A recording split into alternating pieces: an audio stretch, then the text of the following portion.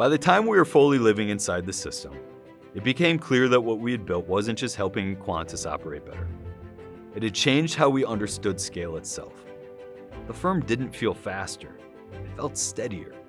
Decisions no longer clustered around availability. Judgment no longer depended on who happened to be in the room. The work still required expertise, but it no longer required constant intervention. The system carried context forward. It remembered what mattered. It enforced discipline quietly, without drama. That's when the shift happened. Once you experience that kind of durability internally, you stop seeing it as a solution to a single firm's problem. You start seeing it as a pattern, one that shows up anywhere judgment is the product and growth is no longer optional. We started noticing it in conversations with other founders and principals. Different industries, different vocabularies, same underlying tension. Firms that were respected, in demand, doing objectively good work, and quietly constrained by the same thing we had run into. Proprietary thinking coupled too tightly to a small number of people. They didn't describe it as a problem. Most of them wouldn't. They described it as being busy, or stretched, or hands-on.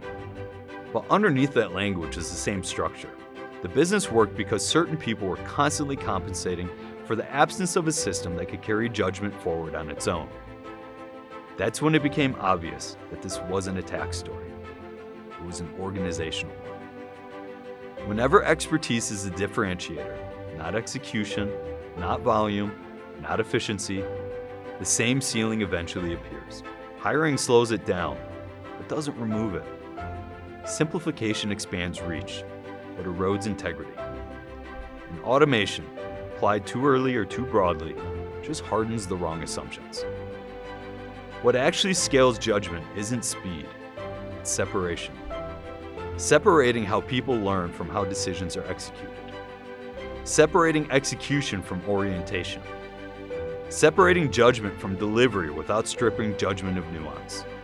When those separations are done deliberately, expertise can travel further than the people who formed it, without flattening it into something generic. That's what we had built for ourselves.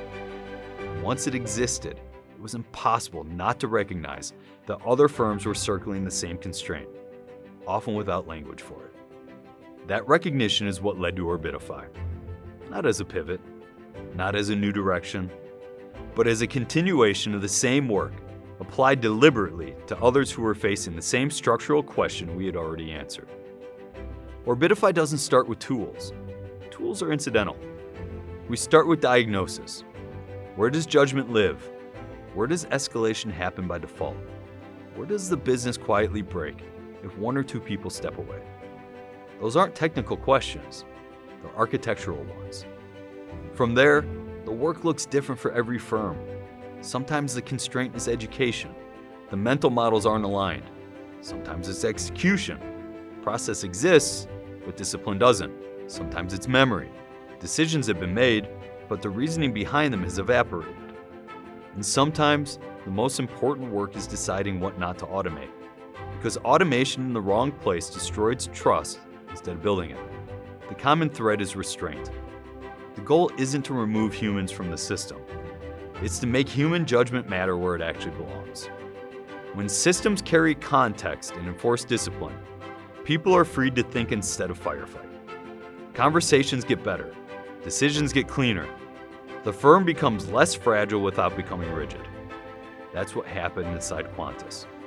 And that's why this series doesn't end with a platform, a feature, or a tool. It ends with a shift in posture. From reacting to growth to designing for continuity. From protecting expertise by keeping it close to protecting it by making it durable. If there's a single idea we're taking from this, it's this. The greatest risk to a firm built on judgment isn't competition or technology. It's amnesia. The slow loss of hard-earned understanding as organizations grow beyond the conditions that created it. We hit that ceiling. We chose not to dilute. So we built systems that could remember. Everything else followed from there.